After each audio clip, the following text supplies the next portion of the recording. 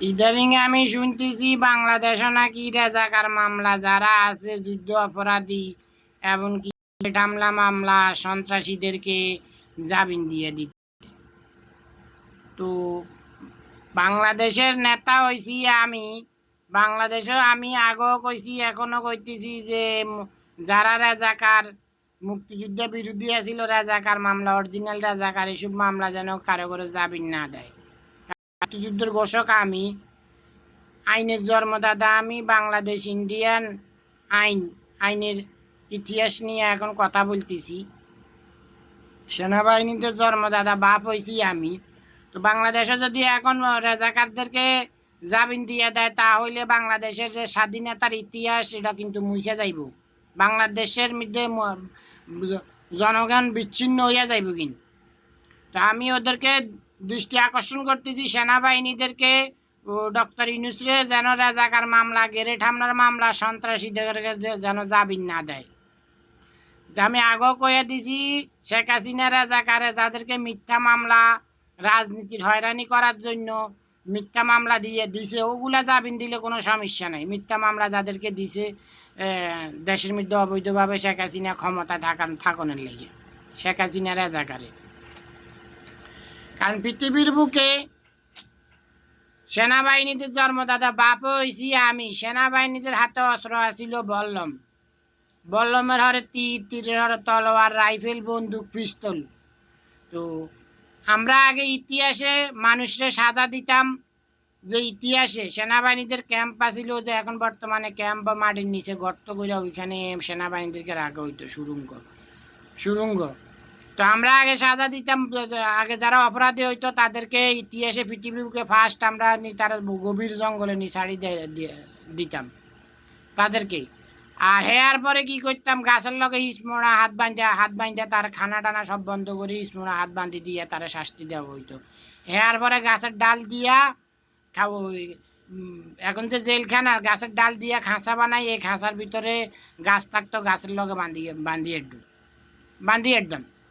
Hair পরে ব্রিটিশেরা আইছে, যখন ব্রিটিশেরা আইসে লাগে এই ব্রিটিশেরা ফাঁসির রায় কার্যকর শুরু করছে, জেলখানায় তৈরি করছে ফাঁসির রায়। ইতিহাসে হিন্দুস্তান, এই বাংলাদেশ, ইন্ডিয়া, এই আরব গাল্ফে ইতিহাসে ফার্স্ট নন্দকুমার নামের একজন ব্যক্তিরে ফাঁসিতে ঝুলাইছে ফার্স্ট এই ব্রিটিশেরা। তার নাম ছিল নন্দকুমার। ব্রিটিশওয়ালাদেরকে মারার অপরাধী। কারণ হিন্দুস্তানের জন্মদাতা বাপ যে আমি, আইনের জন্মদাতা, এই জন্য ইতিহাসগুলো বলতেছি আমি। ইতিহাসে যে ফার্স্ট আমরা যে এখন যে বিভিন্ন ধরনের মদ গাঞ্জা বিয়ার এগুলা খায়, ইয়াবা অনেক কিছু আছে, পৃথিবীর বুকে ফার্স্ট মানুষের নিশা জাতীয় ছিল ওক্কা খাইতাম আমরা ফার্স্ট, শরীর গরম করানোর লাই পৃথিবীর বুকে ফার্স্ট ওক্কা আসিল। এটাই আসিল পৃথিবীর বুকে ফার্স্ট চালু করছি আমরা। এই যে হিন্দুস্তান নাম আইছে পরে। আমাদের হিন্দুস্তানের আগে নাম আসিল 4-5টা। বাংলাদেশের নাম আসিল ডেঙ্গা। আর ইন্ডিয়া যে বর্তমানে হিন্দুস্তান আছে মহাভারত, এটার নাম আসিল জম্বু আসিল। জম্বুর পরে হিন্দুস্তান নাম হইল সমুদ্রের নাম হিন্দুস্তান নাম আসিল। তারপরে সমুদ্রের নামের থেকে হিন্দুস্তান নাম হয়েছে। হিন্দুস্তানের হরে হইল মহাভারত নাম, মহাভারতের হরে হইল ইন্ডিয়া নাম। তো সেনাবাহিনীদের জন্মদাতা বাপ হয়েছি আমি। আজকে যে সেনাবাহিনীদেরকে এই পর্যায়ে নিয়ে আইছি, এখন যে এই অবস্থানে আছে সেনাবাহিনী, এটা আমি নিয়ে আইছি। আমলি কালাদেরকে ওদের পায়ের নিচের থেকে মাথার উপরে উঠে আজকে সেনাবাহিনী বাংলাদেশে থাকতো না।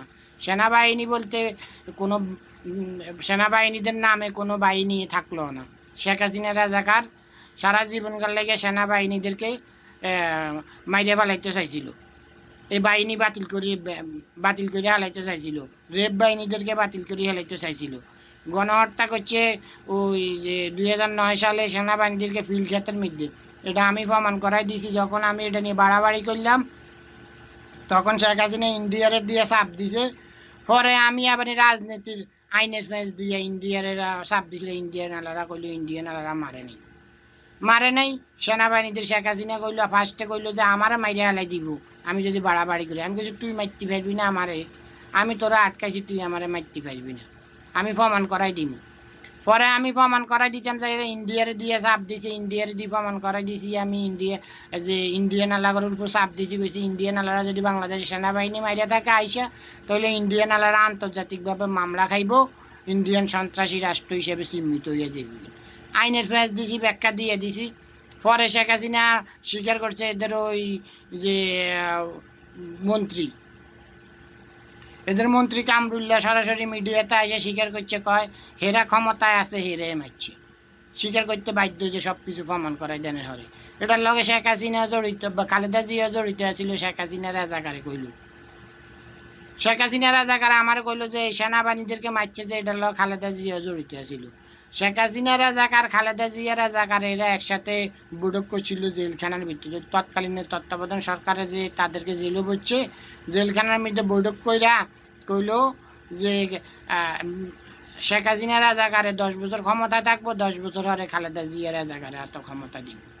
এই সব তত্ত্ব আমি লইয়া লইছি, এগুলো সব তত্ত্ব আমি লইয়া প্রমাণ করাই দিছি বাস্তবে। কারণ তার ভিতরে, শেখ হাসিনার ভিতরে আমার লোক সেটিং কইরা। তো আমি সেনাবাহিনীদেরকে দৃষ্টি আকর্ষণ করতেছি, পুলিশ, সেনাবাহিনী, নৌবাহিনী, বিমান বাহিনী সবাই দৃষ্টি আকর্ষণ করছি। ভিডিওর রেপ আপনারা ওই কোনো যে যুদ্ধ অপরাধী, তারপরে রাজাকার যারা, এরপরে যারা ওই দেশের গ্রেট হামলা, বোমা হামলা, সন্ত্রাস, তাদেরকে যেন জামিন না দিতে পারে, তাদেরকে কেন জামিন না দিতে পারে। আর যারা আছে আমলিকের, যাদেরকে অবৈধভাবে সেনাবাহিনী, নৌবাহিনী, বিমান বাহিনী, পুলিশ, বিডিওর মধ্যে অবৈধভাবে এরা যে লোক নিয়োগ দিছে, সার্কিট দিছে, এদেরকে যেন সার্কিট থেকে অব্যাহতি দিয়ে দেয়, সার্কিট থেকে যেন এদেরকে সাসপেন্ড করে দেয়, সাসপেন্ড করে দেয়, অব্যাহতি দিয়ে দেয়। আর আমি ক্ষমতা যাওয়ার আগ পর্যন্ত কেউ নির্বাচনের কথা কইলে তাদেরকে ধরে ধরে হুন্দাই দিবেন। শেখ মুজিব রাজাকারে যে হুন্দাইছি, জিয়া রহমান রাজাকারে হুন্দাইছি, অবৈধ রাষ্ট্রপতি শাহাবুদ্দিন টুকু, ওই এগুলারে যে হুন্দাইছি আমি, এদেরকে কোনো দাম দিবেন না। এদেরকে দাম তারেক জিয়া রাজাকার, ও সজীব ওয়াজিদ জয় রাজাকার, আওয়ামী লীগের মহাজোট দল, এদের নিবন্ধন ব্যাপার সবগুলো বাতিল হয়ে গেছে। আর বিএমপি আলাদের ওই জিয়া রহমানের রাজনীতির বই বাতিল করিয়ে লাইছে। এরা তো রাজনীতির নির্বাচনের কথা বলার ক্ষমতাও নেই। আর আইনগতভাবে, রাজনীতিভাবে যে আমি সবার বড় নেতা, আমরা তো ক্ষমতা দান ছাড়া তো বাংলাদেশে কোনো রাজনীতি নেই, কোনো নির্বাচন নেই বাস্তবে। হিন্দুস্তানের বাপ আমি, বাস্তবে এটা সারা বিশ্বে জানে। হিন্দুদের বাপ, বৌদ্ধদের বাপ, মুসলমান জাতির বাপ, এটা সৌদি আরবে তাই ডিক্লেয়ার দিয়ে দিল মুসলমান জাতির বাপ যে আমি, সরাসরি ডিক্লেয়ার দিয়ে দিল। এগুলো বাস্তবে। তো আশা করি সবাই বুঝতে পারছেন। সবাই ভালো থাকবেন, সুস্থ থাকবেন।